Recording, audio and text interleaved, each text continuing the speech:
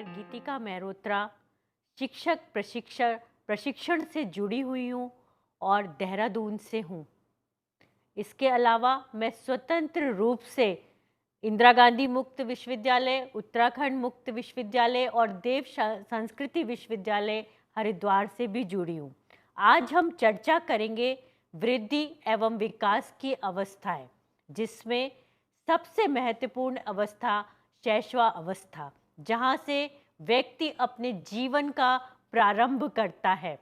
ये तो हम सभी लोग जानते हैं कि मानव सृष्टि की उत्कृष्ट रचना है। इसका विकास कर इसके व्यक्तित्व को निखारना तथा शिक्षा एवं शिक्षाविदों का महत्वपूर्ण कर्तव्य है। लेकिन व्यक्ति के व्यक्तित्व के सर्वांगीण विकास के लिए उसके वृद्धि एवं विकास के क्रम को समझना अत्यंत आवश्यक है। यूँ तो वृद्धि एवं विकास शब्द बढ़ने की दिशा की ओर ही संकेत करते हैं, किंतु इन दोनों में स्पष्ट अंतर है। वृद्धि का अर्थ शरीर और उसके अंगों के आकार, भार, ऊंचाई या लंबाई अर्थात परिमाण में बढ़ने से होता है। आप कह सकते हैं कि वृद्धि परिमाणात्मक होती है। जब हमारे शरीर का आकार बढ़ता है, हमारी लंबाई बढ़ती है। फ्रैंक ने वृद्धि को कोशीय वृद्धि के अर्थ में प्रयोग किया है। शरीर और व्यवहार के विशेष पहलू में जो परिवर्तन होते हैं उन्हें वृद्धि कहते हैं। विकास व्यक्ति की क्रियाओं में निरंतर होने वाले परिवर्तनों में दिखाई देता है।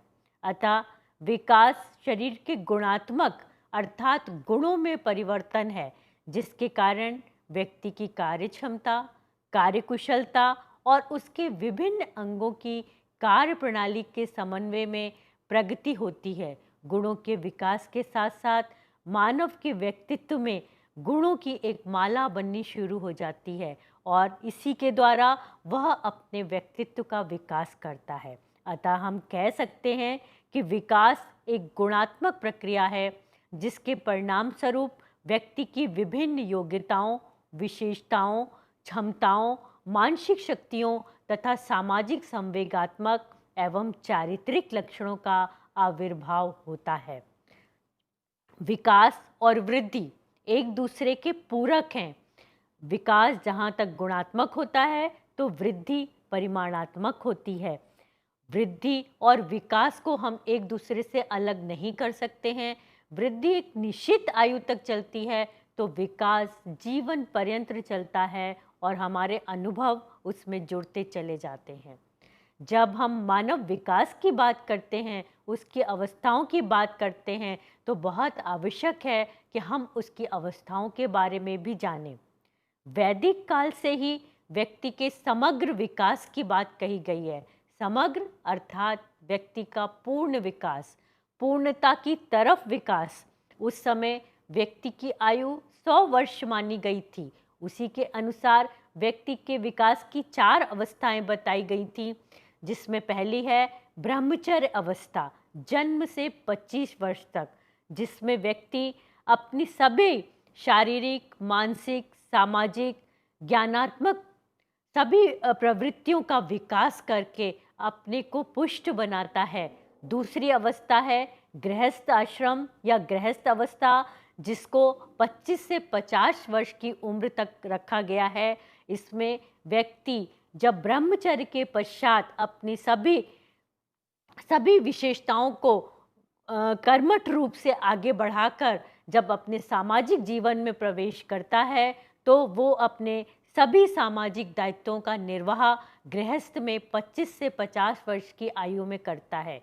तीसरी अवस्था है वानप्रस्थ, 50 से 75 वर्ष तक की अवस्था, जिसमें व्यक्ति अपनी जिम्मेदारियों को अपनी अगली पीढ़ी को सौंपने की तैयारी करता है और साथ ही साथ यह निरीक्षण भी करता है कि उसकी अगली पीढ़ी उन जिम्मेदारियों का निर्वहन करने के योग्य भी है या नहीं है।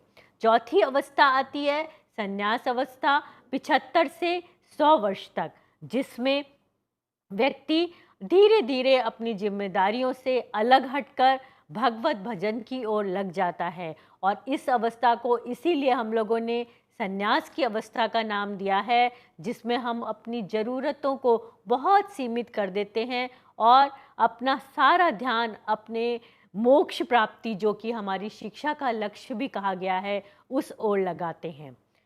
मनोवैज्ञानिकों ने व्यक्ति के विकास की संपूर्ण प्रक्रिया को अलग तरीके से बांटा है। उन्होंने शैशवावस्था जन्म से 6 वर्ष तक, बाल्यावस्था 6 वर्ष से 12 वर्ष तक, किशोरावस्था 12 वर्ष से 18 वर्ष तक, प्रौढ़ावस्था 18 वर्ष से 50 वर्ष तक और वृद्धावस्था 50 वर्ष के उपरांत अंतिम क्षण तक। अगर हम इन अवस्थाओं के बारे में बात करेंगे तो शैशवावस्था एक अत्यंत महत्वपूर्ण अवस्था है, जहाँ पर हम जीवन की नींव डालते हैं। बाल्यावस्था को अपने जीवन का एक महत्वपूर्ण काल के रूप में इसे संज्ञा दी जाती है और किशोरावस्था तो आप जानते ही हैं कि हमेशा तनाव और संघर्ष की अवस्था रही है। प्रौढ़ावस्था में व्यक्ति स्थायित्व की तरफ बढ़ता है और वृद्धावस्था में अपनी जिम्मेदारियों, अपनी संस्कृति को दूसरी पीढ़ी में हस्तांतरित करने का प्रयास करता है। शैशवावस्था, सबसे पहले हम इसी के बारे में बात करेंगे। सामान्यतः मानव शिशु के जन्म से 5 या 6 वर्ष की अवस्था शैशवावस्था मानी जाती है। इसे प्रारंभिक बाल्यकाल भी कहा जाता है। मनुष्य की यह अवस्था सबसे महत्वपूर्ण होती है, क्योंकि शैशवावस्था ही वह आधार है, वह नींव है जिस पर बालकों के भावी जीवन का निर्माण किया जा सकता है। इस समय हम बालक के अंदर जिन आदतों का, जिन प्रवृत्तियों का विकास देखना चाहते हैं आगे जाकर, उन सभी की नींव यहीं पर डाली जाती है। और जैसा व्यवहार, जैसे मूल्यों का विकास, जैसी अभिवृत्ति हम बालक के अंदर विकसित कर देंगे, वही व्यक्तित्व लेकर बालक जीवन पर्यंत चलता रहेगा। स्ट्रैंग के विचार में जीवन के प्रथम 2 वर्षों में बालक अपने भावी जीवन का शिलान्यास करता है। यद्यपि किसी भी आयु में उसमें परिवर्तन हो सकता है, किंतु प्रारंभिक प्रतिमान सदैव बने रहते हैं। बहुत अच्छी बात है ये इन्होंने जिस तरीके से इसको कहा है, और हम लोग भी यही लेकर चलते हैं कि बालपन ऐसी अवस्था होती है कि जब हम बालक के पर्सनैलिटी के भवन का या व्यक्तित्व का भवन तैयार करने के लिए जो भी प्रतिमान, जो भी प्रारूप निश्चित करते हैं, वो शैशवावस्था में ही निर्धारित किए जाते हैं। शैशवावस्था को पूरी तरीके से जानने के लिए, उसके विकास क्रम को समझने के लिए और उसी के अनुसार उसके विकास को उचित दशा देने के लिए हमें शैशवावस्था की प्रमुख विशेषताओं को जानना अत्यंत आवश्यक है, जिनमें पहली है शारीरिक विकास में तीव्रता। इस समय शारीरिक विकास बहुत तीव्र गति से हो रहा होता है। दूसरा, मानसिक शक्तियों का तीव्र विकास। जल्दी जल्दी बालक सीखने का प्रयास करता है, अपने आसपास के वातावरण को पहचानने की कोशिश करता है। तीसरा, सीखने की प्रक्रिया की तीव्रता। सीखने की प्रक्रिया भी अत्यंत तीव्र हो जाती है। वो उलटना पलटना और 6 वर्ष की आयु तक आते आते वो बड़ों की तरह व्यवहार करने की कोशिश करने लगता है। चौथा, काल्पनिक जगत में विचरण। बच्चों का शैशवावस्था में एक अपना ही कल्पना जगत होता है, जिसमें वो व्यस्त रहते हैं और अपने विचारों की अभिव्यक्ति भी वो उसी कल्पना जगत से करते हैं। और तब भी हम कहते हैं कि ये बच्चा इंजीनियर बनना चाहता है, ये बच्चा डॉक्टर बनना चाहता है। क्यों? क्योंकि उसका कल्पना जगत इन प्रवृत्तियों को दर्शाता है। पांचवा, मूल प्रवृत्त्यात्मक व्यवहार की अधिकता। बालक में शैशवावस्था में मूल प्रवृत्त्यात्मक व्यवहार बहुत अधिक होता है। सिर्फ अपने दुख, अपने आनंद, इस भावना की सुरक्षा वो बहुत, जिसको आप कहेंगे कि तन्मय होकर करता है, बहुत जतन से करता है कि उसे अपना कोई नुकसान नहीं होना चाहिए। छठा, आत्म प्रेम की भावना। इस अवस्था में बालक अपने से प्रेम करता है, सबसे ज़्यादा उसका प्रेम अपने से होता है। फिर सातवां, दूसरों पर निर्भरता। अपने कार्यों के लिए वो दूसरों पर निर्भर रहता है, ये बात हम सभी लोग जानते हैं। आठवां, नैतिकता का अभाव। उसे गलत और सही की पहचान नहीं होती। यही नींव हमें डालनी होती है कि क्या चीज़ गलत है और क्या चीज़ सही है। फिर अगली विशेषता आती है अनुकरण द्वारा सीखना। बच्चा नकल बहुत करता है। हम कहते भी हैं कि बच्चा कोरी स्लेट की तरह है, टेबुला रासा, जिस पर हम जो चाहें लिख सकते हैं। 10वां, दोहराने की प्रवृत्ति। अनुकरण के साथ साथ वो प्रतिक्रियाओं को दोहराता है। 11वीं विशेषता है सामाजिक भावना का विकास। सामाजिक भावना जिसमें वो अपने आसपास के लोगों को पहचानता है, अपने माता पिता, अपने भाई बहन, उसके आसपास का जो वातावरण है उसको पहचानने का प्रयास वो करता है। अगली विशेषता है संवेगात्मक विकास। इस समय थोड़े थोड़े उसका संवेगात्मक विकास भी होने लगता है, जिसमें वो क्रोध दर्शाने लगता है, प्रेम दर्शाने लगता है, ईर्ष्या दर्शाने लगता है, डर भी दिखाई देता है। अगली विशेषता है जिज्ञासा की प्रवृत्ति, जो उसके लिए बहुत ही महत्वपूर्ण है कि हम उसके जिज्ञासु प्रश्नों का उत्तर दें और उसकी जिज्ञासा को शांत करने का प्रयास करें। अगली विशेषता है एकांत एवं समूह में खेलने की प्रकृति। आरंभ में बालक एकांत में खेलने का प्रयास करता है और उसके बाद वो समूह में खेलने की कोशिश करता है और उस समूह का जिसको वो पसंद करता है उसके सदस्य बनने की कोशिश भी उसमें लगातार व्याप्त रहती है। शैशवावस्था में शारीरिक विकास। शारीरिक विकास शैशवावस्था में अत्यंत तेजी से होता है। शरीर का आकार एवं भार में परिवर्तन, मांसपेशियों एवं हड्डियों में दृढ़ता, मस्तिष्क के आकार एवं क्रियाशीलता में वृद्धि, पाचन तंत्र की सबलता एवं दांतों के निकलने के माध्यम से शैशवावस्था में शारीरिक विकास होता है। शैशवावस्था में मानसिक विकास की प्रक्रिया। शैशवावस्था में मानसिक विकास संवेदना आधारित होता है, अर्थात संवेदनात्मक होता है। मानसिक विकास का मुख्य साधन ज्ञानेंद्रियों की क्षमता एवं गुणवत्ता का विकास होता है। वह ज्ञानेंद्रियों के द्वारा ज्ञान को प्राप्त करता है, देखकर, सुनकर, छूकर, चखकर। ज्ञानेंद्रियां इस समय उसके संवेदना विकसित करने का महत्वपूर्ण साधन होती हैं और इसी के द्वारा वो ज्ञान को भी प्राप्त करता है। बालक के मानसिक विकास को अनेक कारक प्रभावित करते हैं, जिसमें से मुख्य हैं बच्चे के विकास का ढंग। बहुत महत्वपूर्ण बात है कि हम बच्चे को बच्चे की तरह बड़ा करते हैं या बच्चे को बड़े की तरह उसके साथ व्यवहार करते हैं।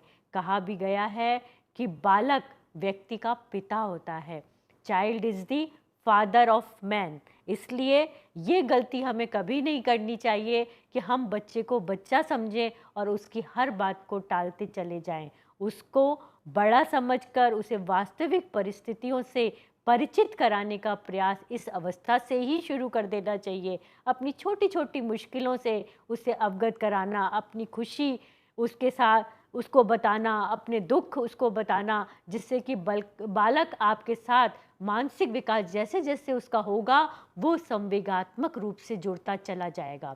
दूसरा कारक है परिवेश की परिस्थितियाँ।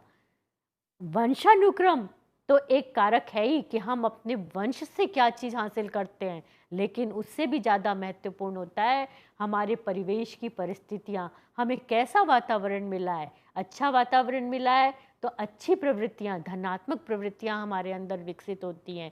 तो बालक को भी अच्छा वातावरण देने का प्रयास करना अभिभावकों का परम कर्तव्य हो जाता है। तीसरा, परिवेश में मनोवैज्ञानिक तथा सामाजिक परिस्थितियाँ। जिस परिवेश में बालक रह रहा है वहाँ पर मनोवैज्ञानिक रूप से उसके साथ कैसा व्यवहार किया जाता है, सामाजिक रूप से वहाँ की परिस्थितियाँ कैसी हैं। हम संयुक्त परिवार में रहते हैं या हम एकाकी परिवार में रहते हैं। माता पिता काम करते हैं बाहर जाकर या माता पिता काम नहीं करते हैं। उस पर गुस्सा दिखाकर बात की जाती है, तमीज़ से बात नहीं करी जाती है, या उसके साथ प्यार से उसको पूरी तरह से सम्मान के साथ बात की जाती है। ये भी बालक के शैशवावस्था में विकास करने के लिए एक महत्वपूर्ण कारक है। अगला कारक है मानसिक विकास का मूल्यांकन करने के लिए प्रयुक्त परीक्षण। जरूरी नहीं है कि हम बड़े बड़े परीक्षणों को लेकर मानसिक विकास का मूल्यांकन करें, लेकिन थोड़े थोड़े समय पर बालक के मानसिक विकास का मूल्यांकन उसकी क्रियाओं के द्वारा करना अत्यंत आवश्यक हो जाता है, जिससे कि हम उसके मानसिक विकास को सही दिशा की तरफ निर्दिष्ट कर सकें। शैशवावस्था में अनेक मानसिक परिवर्तन होते हैं जो उसके जीवन के लिए अत्यंत महत्वपूर्ण होते हैं। जिज्ञासा, ये मेरे हिसाब से तो ये सबसे महत्वपूर्ण कारक है और सबसे महत्वपूर्ण परिवर्तन है। बच्चे में क्यों, क्या, ये क्या है, वो क्या है, ये क्यों हो रहा है, ये सब जानने की बहुत सारी जिज्ञासा होती है और इस समय हमें उसे जितना हो सके उतना बताना चाहिए। ये कहकर कि तुम अभी छोटे हो या तुम अभी नहीं जानते हो, उसके ज्ञान के दरवाजे बंद नहीं करना चाहिए। अभिभावक के रूप में, शिक्षक के रूप में हमारा ये काम हो जाता है कि हम उसके प्रश्नों का उत्तर सही तरीके से दें जितना कि वो समझ सकता है। दूसरा, सामान्य प्रवृत्तियों का विकास। बालक के अंदर सामान्य प्रवृत्तियां जो कि हम अपने दिन प्रतिदिन के जीवन में महसूस करते हैं, जिनका प्रयोग करते हैं, उनका विकास भी इसी समय अत्यंत आवश्यक हो जाता है। सामाजिक भावना का विकास, बच्चे को आगे जाकर समाज में रहना है, उसे अपने सामाजिक संबंध बनाने हैं, तो इसके लिए इस भावना का विकास शैशवा अवस्था से ही आरंभ कर देना चाहिए। ये माता हैं, ये पिता हैं, ये दादा हैं, ये दादी हैं, ये बड़े भाई हैं, बड़ी बहन हैं, इन चीज़ों से बच्चा सामाजिक रूप से लोगों से जुड़ना शुरू कर देता है। अगले में मानसिक शक्तियों का विकास। बच्चे की मानसिक शक्तियाँ, कल्पना शक्ति, चिंतन, मनन, ध्यान, इनका विकास भी शैशवावस्था से ही आरंभ हो जाता है। रचनात्मक प्रवृत्तियों का विकास, आपने देखा होगा कि बच्चे नए नए खिलौनों को तोड़ देते हैं, तोड़ के वो ये देखना चाहते हैं कि ये कैसे बना है, फिर उसे जोड़ने का प्रयास करते हैं, किसी नई चीज़ को बनाने का प्रयास करते हैं। अगला जो उसकी विशेषता है शैशवावस्था में, या अगला जो मानसिक परिवर्तन है, वो है भाषा विकास। बालक शैशवावस्था में जब बड़ों को बोलते देखता है तो वो जल्दी जल्दी बोलने का प्रयास करता है। उसके पास शब्द हो या ना हो, लेकिन अपनी भावनाओं को अभिव्यक्त करने का प्रयास निरंतर जारी रहता है। अगला मानसिक परिवर्तन है संवेगों का अनुभव। इस समय संवेगों का उतार चढ़ाव भी बालक के अंदर दिखाई देने लगता है, जैसे वो डर, क्रोध, भय, ईर्ष्या, इन भावों को दिखाना शुरू कर देता है। तो अगर हम कहें तो बहुत तेजी से शैशवावस्था में मानसिक परिवर्तन दिखाई दे रहे हैं। अगली बात हम करेंगे शैशवावस्था में सामाजिक विकास। बालक के सामाजिक विकास से उसका तात्पर्य सामाजिकरण से है, अर्थात समाज के संपर्क में आने से है। बालक पहले असहाय होता है, उसके बाद वो समर्थ होने लगता है, अपने कार्यों को खुद करने का प्रयास करता है और यह सामर्थ्य उसे समायोजन की दिशा प्रदान करता है। समाज में जन्म लेने, विकसित होने तथा जीवन यापन करने के लिए सामाजिक आदर्शों तथा प्रतिमानों को आत्मसात करता है। बालक की प्रसुप्त शक्तियाँ जागृत होती हैं और सामाजिक विकास क्रम में वातावरण का अत्यंत महत्व है। यदि हम देखें, सामाजिक विकास की बात करें तो वो अपने आसपास के लोगों को पहचानता है और जिस वातावरण में वो रहता है उसका प्रभाव उस बालक पर स्पष्ट दिखाई देता है। हमारे परिवार, हमारे आसपास का वातावरण अच्छा है तो बालक उस तरीके से रहेगा, उस तरह का व्यक्तित्व उसका दिखाई देगा, और यदि खराब है तो उसके अंदर भी वो प्रवृत्तियाँ दिखाई देनी शुरू हो जाती हैं। अगली बात आती है, बहुत ही महत्वपूर्ण है, शैशवावस्था में संवेगात्मक विकास। संवेगों का विकास हमारे जीवन में अत्यंत आवश्यक है। यदि संवेग सही तरीके से विकसित नहीं होंगे तो हमारा व्यक्तित्व विघटित हो जाएगा और विघटित संवेगों के साथ व्यक्ति समायोजन कर ही नहीं सकता है। संवेग वास्तव में इमोशन शब्द का पर्यायवाची हैं, जो कि हमने अंग्रेजी शब्द से लिया गया शब्द है जिसका अर्थ होता है संवेग। और अगर आप देखेंगे तो ब्रिज स्टोन ने बालक के संवेगों का अध्ययन करके उसके विकास क्रम में निश्चित किया है कि जन्म के समय बालक उत्तेजना दर्शाता है। वो जो भी भाव अभिव्यक्त करता है सिर्फ उत्तेजना के द्वारा करता है। 3 मास की अवधि में वो पीड़ा और आनंद को व्यक्त करने लगता है।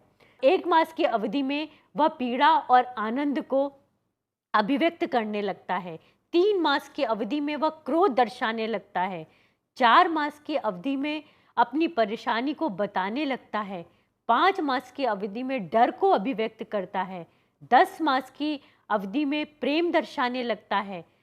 15 मास की अवस्था में ईर्ष्या उसके हृदय में आने लगती है। कोई दूसरे बच्चे को माँ प्यार कर रही है तो वो तुरंत आकर वहाँ बैठ जाएगा कि कहीं उसका मूल्य माँ के लिए कम तो नहीं हो गया है। 2 वर्ष की अवस्था में वो खुशी जाहिर करने लगता है।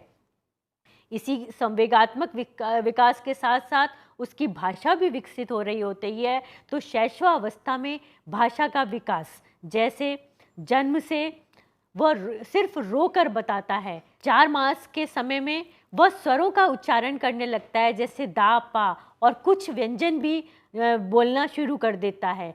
8 मास की अवधि में अपने ही शब्दों को दोहराता है, जैसे माँ माँ, बा बा। 1 वर्ष में वह शब्दों को बोलता है। 18 माह में लगभग 100 शब्द उसके पास हो जाते हैं। 2 वर्ष में वो शब्दों की श्रृंखला बना लेता है और 3 से 6 वर्ष में वह बातचीत करता है। ऐसे समय में माँ बालक के संकेतों को समझकर उसके सब शब्द भंडार में वृद्धि करती है, जिससे बालक में 4 कौशलों की अभिवृद्धि होती है। पहला, पूर्ण स्वरूपीकरण अर्थात सही उच्चारण बहुत महत्वपूर्ण है। बालक से हमें कभी भी गलत उच्चारण में बात नहीं करनी चाहिए। दूसरा, सत्य क्रियान्वयन, वास्तविकता से परिचय कराएं किसी भी वस्तु का, किसी भी व्यक्ति का, जिससे उसका सही प्रत्यय उसके मस्तिष्क में स्थापित हो। तीसरा, उत्साहवर्धन, परिस्थिति अनुसार बोलने का अभ्यास। चौथा, संभाव्यता, संभावित व्यवहार, संभावित परिस्थितियों में वो किस तरीके का विकास करेगा। भारतीय मनोविज्ञान एवं परंपरा ने वृद्धि एवं विकास को प्रभावित करने वाले 4 कारक बताए हैं। पहला, देश एवं क्षेत्र, जहाँ पर बच्चा जन्म लेता है उसकी भौगोलिक परिस्थिति भी उस पर प्रभाव डालती है। काल, समय, जिस समय में जिस नक्षत्र में बालक जन्म लेता है वो भी उसके व्यक्तित्व को प्रभावित करते हैं। श्रम, भारतीय मनोविज्ञान ने संपूर्ण जीवन को श्रम में ही बताया है, अतः श्रम का बहुत ज़्यादा महत्व है। चौथा, गुण, सत, रज और तम, बालक इन तीनों ही गुणों का समुच्चय होता है और यह निर्भर करता है उसके वातावरण पर कि कौन सा गुण उसमें प्रभावी होगा। इसके अलावा भारतीय मनोविज्ञान ने श्रम को संस्कारों में भी परिवर्तित किया है, जिसमें पहला है जात कर्म संस्कार, जिसमें उसकी जिह्वा पर ओम लिखकर उसे ये बताया जाता है कि वह पशु नहीं मनुष्य है। दूसरा, नामकरण संस्कार, जो उसकी चेतना का प्रतीक है। नाम बच्चे की चेतना का प्रतीक होता है, उसके ज्ञानेंद्रिय विकास का प्रतीक होता है। इसलिए हमेशा इस बात का ध्यान रखना चाहिए कि हम बच्चे का नाम बहुत सोच समझ कर रखें, क्योंकि उसका प्रभाव उसके व्यक्तित्व पर पड़ता है। तीसरा, अन्नप्राशन संस्कार, अन्न दैहिक पुष्टि का प्रतीक है और शरीर की पुष्टि ही हमें आगे चलकर अपने जीवन को सही ढंग से बिताने का आधार प्रस्तुत करती है। मुंडन संस्कार, जिसको हम सौंदर्यवर्धन और स्वच्छता का प्रतीक मानते हैं, साथ ही साथ इसको मानसिक विकास का भी प्रतीक माना गया है। और ये सारे संस्कार हमें शैशवावस्था में करवाकर बच्चे को एक पुष्ट जीवन की तरफ ले जाना चाहिए। शैशवावस्था के विकास क्रम को ध्यान में रखते हुए बालक को भली प्रकार शिक्षित करके अच्छी आदतों का निर्माण किया जा सकता है, और तभी बालक को यह आशीर्वाद हम लोग दे सकते हैं, अश्म भव परशुर्मव हिरण्य समस गुतम भव, अर्थात पत्थर के समान दृढ़ हो, परशु के समान शत्रुओं के ध्वंसक बनो, शुद्ध सोने के समान पवित्र बनो। आशा करती हूँ कि ये चर्चा आप लोगों को अच्छी लगेगी और आगे भी हम विभिन्न विषयों पर चर्चा करेंगे।